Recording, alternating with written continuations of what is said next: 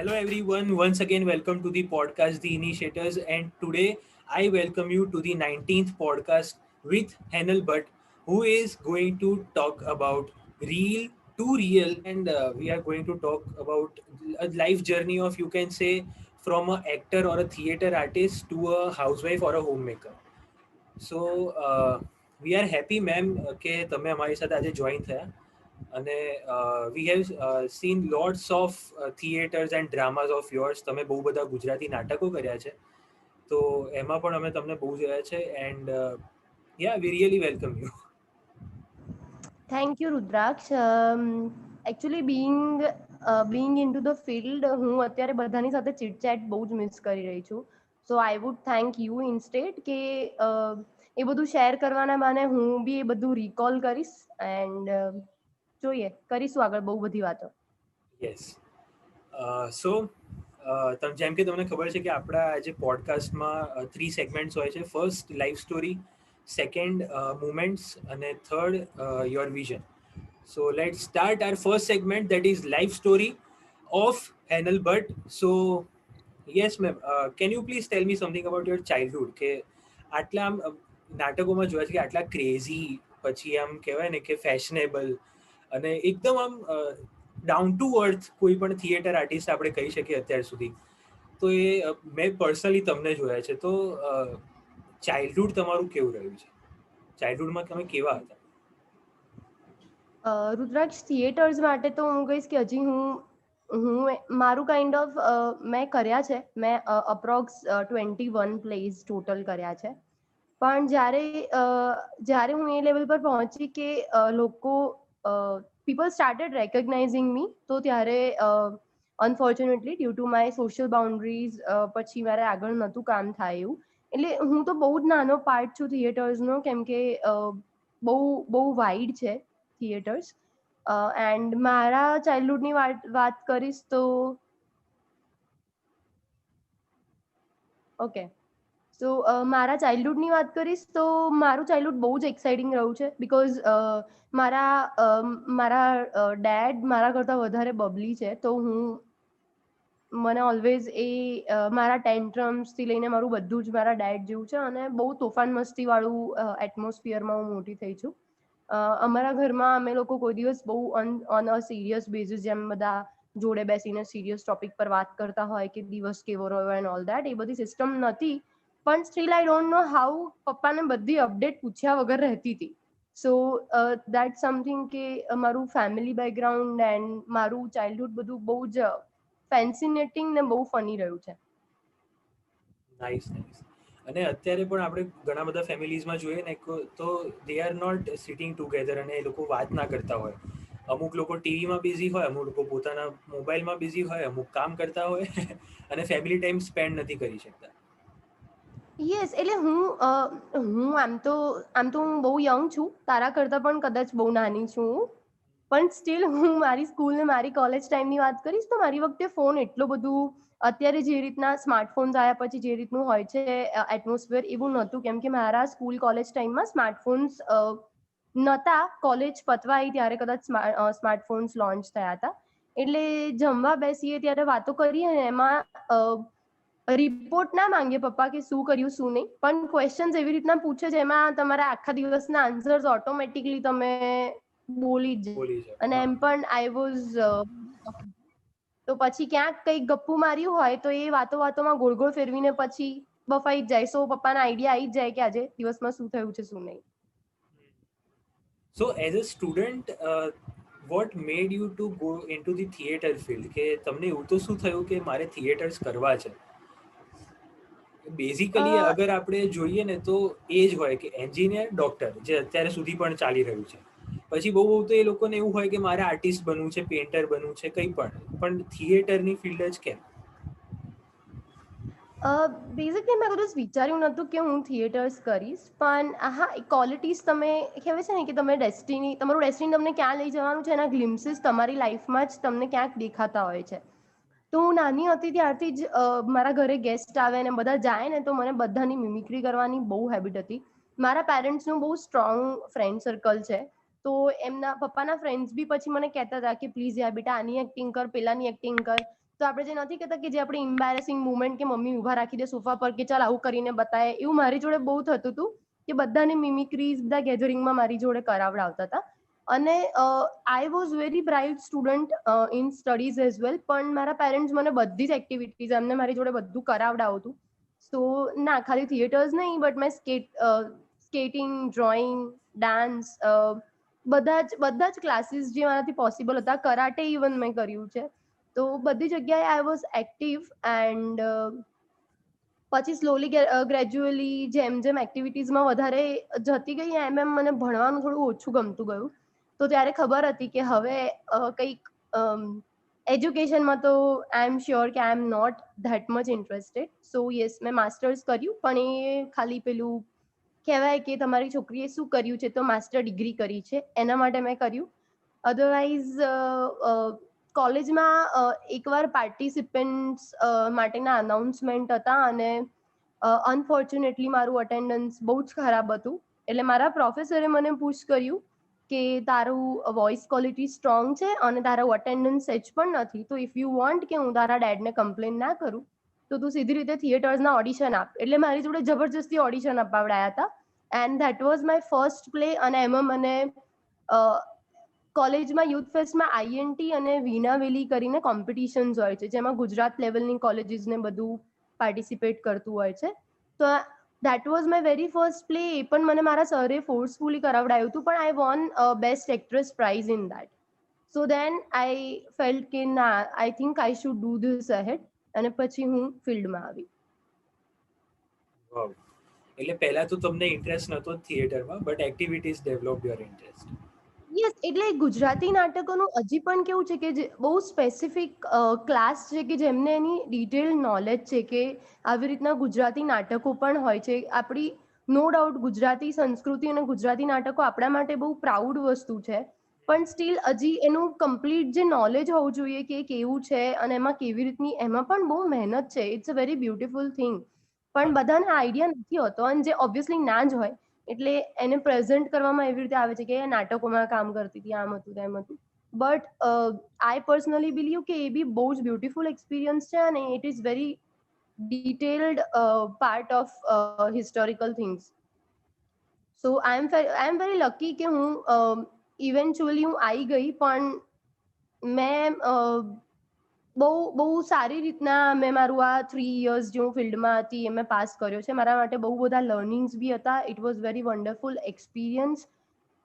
અને મને હજી પણ ઓપોર્ચ્યુનિટી મળશે. આઈ એમ શ્યોર કે લાઈફ ઇઝ અનસર્ટન, પણ આઈ એમ 100% શ્યોર કે હું ફિલ્ડમાં કંઈક તો કરીશ જ, ભલે હમણાં નહીં, થોડા ટાઈમ પછી પણ હું કરીશ. અને જેમ કે એવું તમે કીધું કે અત્યારે નહીં, થોડા ટાઈમ પછી, અને અમે તમને બહુ બધા યર્સથી જોયા પણ નથી થિયેટર્સમાં. તો what was the reason behind that? કે આપણે ઓબ્વિયસલી લાઈફ સ્ટોરી ડિસ્કસ કરી રહ્યા છે તો બધી વસ્તુઓ ડિસ્ક્લોઝ તો થવાની જ છે. અને આ પોડકાસ્ટ જ એના માટે છે કે લોકો આવીને પોતાને ડિસ્ક્લોઝ કરે છે, કે એમને જે પોતાની સિક્રેટ્સ ના ખબર હોય ને એ પણ અહીંયા કહી દેતા હોય છે. યસ, જ્યારે મેં જોઈન કર્યું ત્યારે હું બહુ જ જુનિયર હતી. તો સ્ટાર્ટિંગમાં એવું બી હતું કે મને નાના નાના પ્લેસમાં મને પ્રોડક્શનના કામ આપતા હતા, કે જેમ તમે કોઈ પ્લે છે ને તો એની પાછળ પ્રોપર્ટીઝનું બી એક પાર્ટ હોય છે કે તમે ફોન પર વાત કરો છો તો એ ફોન સીનમાં સ્ટેજ ઉપર અવેલેબલ હોવો જોઈએ. ચેર ઉપર બેસવાનું છે તો એ ચેર ત્યાં અવેલેબલ હોવી જોઈએ. ન્યૂઝપેપર વાંચવાનો સીન છે તો એ ન્યૂઝપેપર તમારું અવેલેબલ હોવું જોઈએ. It's a part. તો એ પ્રોપર્ટીના અરેન્જમેન્ટ્સ માટે મને રાખતા હતા. સ્ટેજ ઉપર તો મને પછી એટલા જલ્દી કોઈ, મતલબ ફિલ્ડમાં આઈ વોઝ વેરી ન્યૂ, મારા કોઈ કોન્ટેક્ટ્સ કે એવું કંઈ નહોતું. અને સ્ટીલ પેલું એકવાર કંઈક જીત્યા હોઈએ એટલે આપણને એવું થઈ જાય ને કે ના ના, હું તો આમાં જોરદાર જ છું, મારે તો આ કરવાનું જ છે. તો મેં બહુ નાનું નાનું કામ કર્યું છે. અને ધેન પછી સ્લોલી ગ્રેજ્યુઅલી નાનું એક સીન મળે, પછી 2 સીન મળે, પછી જે લેવલ આવ્યું કે જ્યાં મને સારા રોલ્સ 2-3 પ્લેઝમાં ઓફર થયા. અને મારું એક પ્લે હતું એના તો અમે લોકોએ અપ્રોક્સ 78 શોઝ કર્યા હતા. પણ ત્યારે પછી મારે બ્રેક એટલે લેવો પડ્યો બિકોઝ એઝ આઈ સેડ હજી લોકોને બહુ નોલેજ નથી કે થિયેટર્સમાં કેવી રીતનું કામ હોય છે, કેવી રીતનું હોય છે. દે જસ્ટ નો કે ભાઈ 7 કલાક કે 8 કલાક ઘરની બહાર હોય છે કે આમ હોય છે. But rehearsals and all are really very lengthy process. તો એ બધામાં ટાઈમ લાગી જતો હોય છે. સો ટાઈમ પણ એક રીઝન છે કે સર્ટન તમારા સોશિયલ બાઉન્ડ્રીઝમાં તમે આવો, ફેમિલી રિસ્પોન્સિબિલિટીઝમાં આવો તો તમે એ ટાઈમ સ્પેર ના કરી શકો. So and meanwhile I also went to some commitments. મારા સોશિયલ કમિટમેન્ટ્સના લીધે પછી ફિલ્ડ માટે મારી પાસે ટાઈમ નહોતો અને પછી મેં ગીવ અપ કરી દીધું ફોર અ સર્ટન ટાઈમ. અને હવે એક ક્વેશ્ચન આવ્યો મને માઇન્ડમાં કે ઇન કેસ એ સિચ્યુએશનલ ક્વેશ્ચન્સ છે કે in case you got a chance to come back into theatres or some movies, તો તમે ફરીથી જોઈન કરશો? Yes definitely. અત્યારે તો આઈ વુડ સે કે આજે લાસ્ટ 3 યર્સમાં જે ચેન્જ આવ્યો છે આપણા અર્બન આપણા મૂવીઝમાં અને ઇવન થિયેટર્સમાં બી બહુ, અમે લોકો જ્યારે 10 યર્સ બેક જ્યારે હું ફિલ્ડમાં આવી ત્યારે જે લેવલ હતું થિયેટર્સનું, એના કરતાં થિયેટર્સનું લેવલ બહુ જ ડિફરન્ટ છે. And now people are considering કે ના ભાઈ ચલો આજે શો છે તો નાટક જોવા જઈએ. પહેલા લોકોને હા મૂવીઝ જોવા બધા જતા હતા પણ નાટક જોવા જવાવાળી ઓડિયન્સ બહુ ઓછી હતી, જે અત્યારે 70% ઉપર ઇન્ક્રીઝ થઈ છે. So that is very proud thing. તો યસ ડેફિનેટલી મને આગળ ઓપોર્ચ્યુનિટી મળશે તો એ કોન્ટેક્ટની અમુક એવી વાત છે કે તમે બધાની સાથે લાઈવ ટચમાં હોવ તો સામેવાળાને આઈડિયા હોય જ કે now she is ready to work, અને જ્યારે હું રેડી હોઈશ અને જ્યારે હું ઈચ્છીશ કે મારે હવે કરવું છે ત્યારે યસ આઈ ડુ ધેટ. અને હાઉ વોઝ યોર ફિલિંગ કે જ્યારે તમે તમારા થિયેટર્સ છોડ્યા કે હવે મારે રિસ્પોન્સિબિલિટીઝ ને બધું હેન્ડલ કરવાનું છે, અને હવે થોડા ટાઈમ માટે તમારો જે ગોલ હતું, જે પેશન આપણે કહી શકીએ કે થિયેટર બની ગયું હતું તમારું, એ ફીલ કેવી હતી તમને? કારણ કે અત્યારે એવા બહુ બધા લોકો છે કે જેમને કોરોનાના લીધે અત્યારે જે પેન્ડેમિક છે એમાં એ લોકોની ફિલ્ડ એ લોકોને ક્યાંક ને ક્યાંક છોડવી પડી છે, બહુ બધા બિઝનેસ બંધ થઈ ગયા, તો એ people will relate it easily. So how was your feel? હું છે ને બરોડામાં સારા એવા સ્ટેજ પરફોર્મન્સીસ ને બધું થતું હોય છે. તો when I went into the commitments and જ્યારે મેં ફિલ્ડ છોડી ત્યારે એકચ્યુઅલી ઇટ વોઝ હું મારી નવી લાઈફમાં થોડીક બિઝી હતી તો ત્યારે હું બહુ રિયલાઇઝ નહોતી કરી શકી.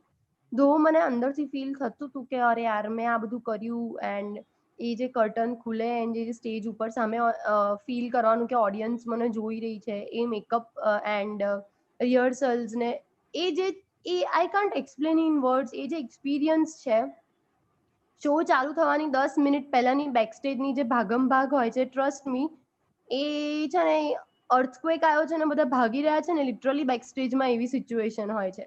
તો એ બધું હું સ્ટાર્ટિંગમાં તો વિચાર્યું હતું કે યાર હું આ બધું બહુ મિસ કરીશ એમ, પણ now it's almost more than 3.5 years and હવે મને વધારે ફીલ થાય છે કે જો હોત ત્યાં આગળ તો અત્યાર સુધીમાં તો મેં કેટલા બધા પ્લેસ કરી લીધા. બહુ આગળનું તો નથી વિચારતા પણ હું જ્યાં હતી ત્યાંનું જ વિચારું છું કે મારા નાટકો મેં બહુ જ બધા કરી લીધા હતા, બહુ બધા અલગ અલગ કેરેક્ટર્સ કર્યા હતા ને એક મજાનું પ્લેટફોર્મ છે.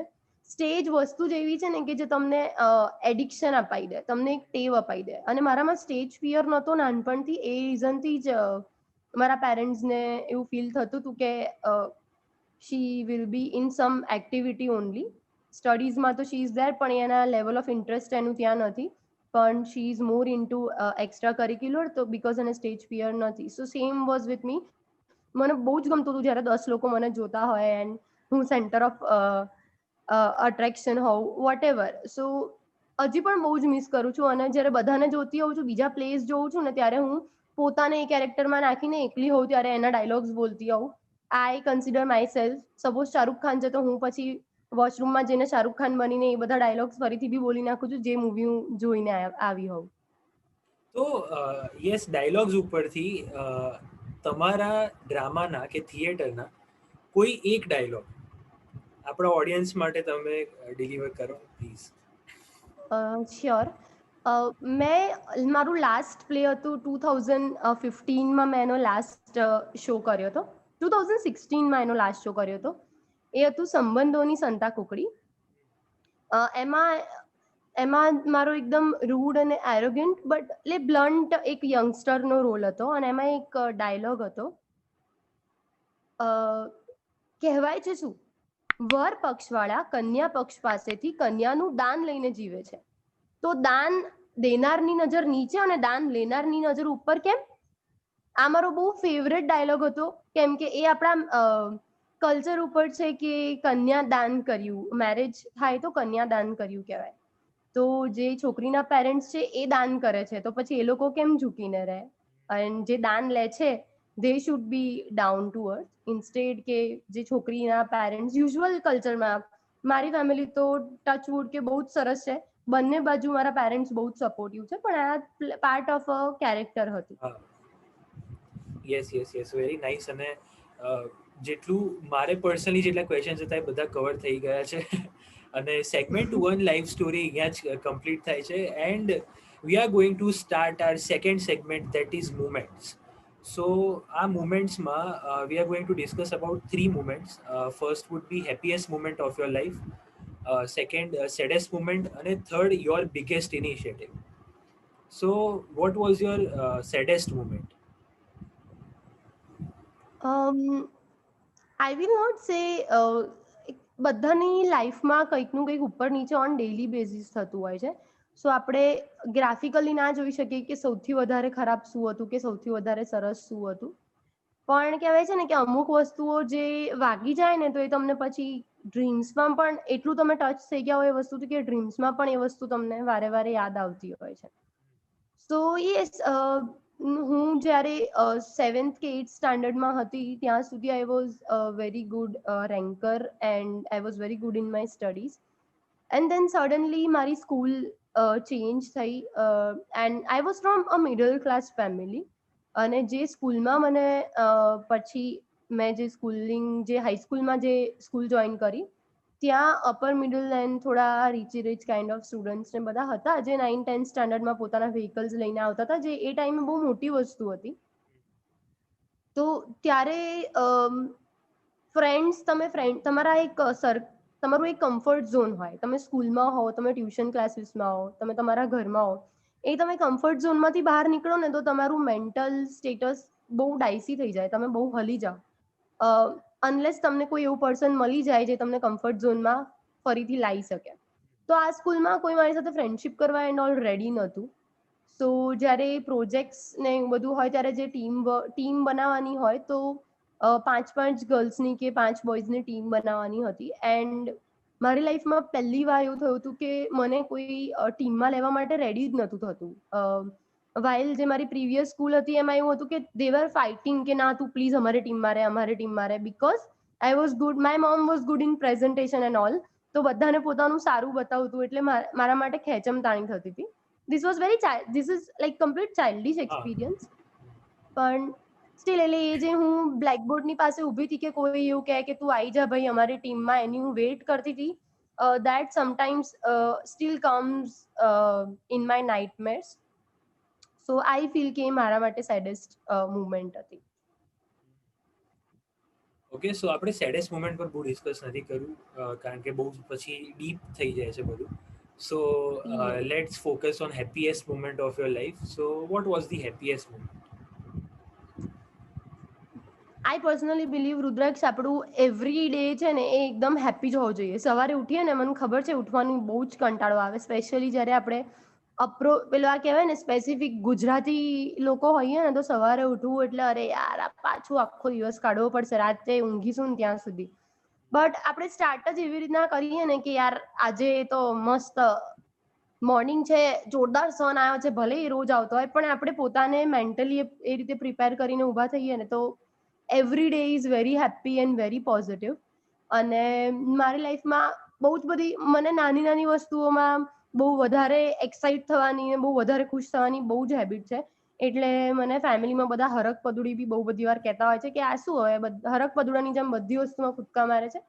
So I don't remember any specific moment, પણ મારા રોજના દિવસમાં એક વસ્તુ એવી હોય જ છે જેનાથી હું એટલી બધી ખુશ હોઉં છું કે રાતે હું બહુ ખુશ થઈને સૂવું છું. અરે વાહ, પછી જે સેડેસ્ટ મુમેન્ટના નાઇટમેર્સ આવતા હોય ને એ પણ જતા રહે. યસ, એ તમારે positive attitude is not to tell others, it's not to inspire others, it's for your own quality of life. તો તમારે એને ચેન્જ કરવું, અત્યારે હવે હું આ પોડકાસ્ટ જે આપણે આટલી બધી વાતો કરી રહ્યા છે એ મૂકીશ ને તો પણ ઘણા બધા એવું કહે છે કે આ છે ને જે તને સમજતા હશે ને મને સમજતા હશે એ લોકોની વસ્તુ અલગ છે. Otherwise many people will be there જે કહે છે કે આ જો ગાંડાઓ ટાઈમ હોય ને એટલે આવું બધું કરી શકે, પણ એ લોકોને આપણે સમજાવવા ના જઈ શકીએ કે ગાંડપણ હોય ને ત્યારે જ કંઈક ક્રિએટિવ થાય. સો વી નો ધેટ. સો માઇન્ડસેટ આપણે કોઈના ચેન્જ ના કરી શકીએ, પણ આપણે આપણી રીતે ખુશ રહેવાનું. સો that's the best part of life. And what was your biggest initiative? Initiative હજી મેં લીધો નથી, બટ મારી બહુ જ ઈચ્છા છે કે હું જ્યારે હું અત્યારના યંગસ્ટર્સને જે સોશિયલ પર્પઝથી જે લોકો એક્ટિવિસ્ટ તરીકે કામ કરતા હોય છે એ લોકોને જોઉં છું તો મને પણ ફીલ થાય છે કે હું બી એવું કંઈક કરું જે સોસાયટી માટે કોઈક રીતે કામ લાગે. એવું જરૂરી નથી કે તમે ફિનાન્શિયલી જ કંઈ કરી શકો. તમે એમને ક્યાંય જઈ રહ્યા છો અને તમને સ્ટ્રીટ ડોગ દેખાય છે જે બહુ વીક કે એવું કશું છે તો તમે ક્યાંયથી પણ પાર્લેજીનું એક પેકેટ એને આપી દો તો પણ તમને અંદર એક સેટિસ્ફેક્શન થશે કે ના ભાઈ I did something good to other living being. So મને એ વસ્તુ બહુ ગમે છે. આઈ એમ અ પેટ લવર એઝ વેલ, તો હું વિચારી રહી છું and hopefully in coming months or maybe next year or something હું પેટ પેમ્પર કરીને મારું એક નાનકડું શું કહેવાય એક પ્લેટફોર્મ ડેવલપ છું જેમાં ઇનિશિયલ કે વોટ એવર જે પણ જેની જે રીતના ઈચ્છા હોય એ રીતના મને સપોર્ટ કરીને અમે લોકો સ્ટ્રીટ ડોગ્સ છે કે એનિમલ્સ જે લોકોને જરૂર છે એમને ફીડ કરી શકીએ. Very nice. સો આ જ તમારો જે કન્સેપ્ટ છે મને મારા નેક્સ્ટ ક્વેશ્ચન ઉપર મને વિચાર્યો કે according to you what is an ideal society? કે એક આપણે અત્યારે સોસાયટીમાં આપણે જે ચેન્જીસ જોઈતા હોય ને આપણી સાથે જે સફર થયો હોય ને ઓબ્વિયસલી આપણે એ જ ચેન્જીસ જોઈતા હોય, બટ આમ એક આઈડિયલ સોસાયટી કેવી હોવી જોઈએ? જો યાર રોડ ખરાબ છે, રોડ ડેવલપ નથી થયા, પાણીની તકલીફ છે, ઇલેક્ટ્રિસિટીની તકલીફ છે, ધેટ ઇઝ સમથિંગ કે જતું બી રહેશે ને તો એ થોડા યર્સમાં પાછું થઈ જશે. તમે જ્યારે રોડ કન્સ્ટ્રક્શન કોઈ જગ્યાએ નથી અને ત્યાં તમે રોડ બનાવો છો તો આપણે કહીએ છીએ કે ગવર્મેન્ટે રોડ બનાવ્યા, પણ એ જ રોડ 10 દિવસમાં પાછા બગડી પણ જવાના છે. So it's not about that. It's society is more about holding each others hand. તમે જોવો છો કે કોઈ માણસ કઈ તકલીફમાં છે, તમે if you come across any such person who needs help તો તમે પોતાની કોઈ બી સેલ્ફિશનેસ વગર જ્યારે બધા એકબીજાને હેલ્પ કરશે તો પછી ગવર્મેન્ટ પર બ્લેમ કરવાની કે એવી કોઈ જરૂર નહીં પડે. So it's just about helping others. Exactly. Yes. So આપણો સેગમેન્ટ 2 મુમેન્ટ્સ અહીંયા કમ્પ્લીટ થાય છે and let's start our last segment that is your vision. So what is your vision or dream we can say? As I said કે હું હમણાં ફિલ્ડમાં નથી અને મેં બહુ થોડું કામ કર્યું છે મારા પ્રમાણે અને મારે કરવું છે તો મે બી કદાચ હું હવે એટ સર્ટન એજ મને કોઈ ઓફકોર્સ હું બ્યુટીફુલ જ હોઈશ એ ટાઈમે પણ મને લીડ કેરેક્ટર્સ કે એવું નહીં મળી શકે. સો as soon as I'll get to that level તો I am planning કે હું એઝ એન પ્રોડ્યુસર હું મારું પ્રોડક્શન હાઉસ ઓપન કરીશ અને મૂવીઝ ને બધું તો મને ખબર નથી પણ યસ મારા નાટકો હું ફરીથી પ્રોડ્યુસ કરીને ફરીથી એ વસ્તુ જે મેં જ્યાંથી મેં સ્ટોપ કરી હતી એ હું જ્યાં સુધી કરી શકીશ પછી ત્યાં સુધી કન્ટિન્યુ કરીશ. That's what I think of. પછી આગળ જોઈએ. વાવ, એટલે થિયેટરે તમને જે અત્યારે આ નામ આપ્યું છે, જે ફેમ આપી છે, એને તમે એક મસ્ત રિટર્ન આપી રહ્યા છો અને એ પણ આટલા સરસ રીતે. અને વી વિશ નહીં, અને અમને ખબર જ છે, અમને પોતાની પર ટ્રસ્ટ છે, તમારી ઉપર ટ્રસ્ટ છે કે you will be beautiful at that time also. એટલે don't worry about that. Thank you Rudraksh. Yes. So બસ આપણો આજે 19th પોડકાસ્ટ છે ઇનિશિયેટિવ્સનો, એ આજે ઓવર થાય છે અહીંયા જ. અને thank you so much Henal ma'am કે આજે જોઈન થયા અમારી સાથે અને આટલું સરસ પોઝિટિવ વાઇબ્સ આપવા. મને પણ બહુ જ મજા આવી વાતો કરીને. Thank you. એન્ડ બસ વાતો કરતો રહેજે. તારા બધા podcast we will follow and તારી બધી વાતોથી અમને પણ નવું નવું બધું શીખવા અને જાણવા મળે છે. સો keep it up. You are doing a great job. Thank you. Thank you.